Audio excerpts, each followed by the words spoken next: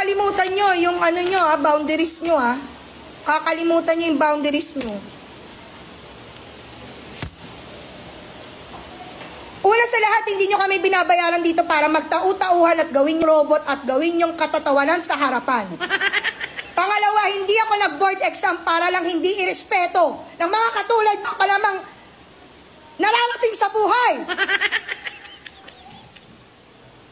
Ang kakapal ng mga mukha nyo.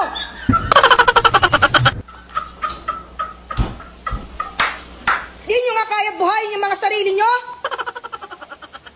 Di kayo marunong rumispeto?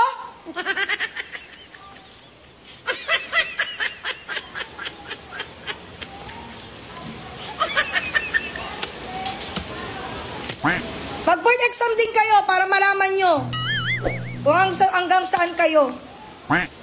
Baka hindi pa nga kayo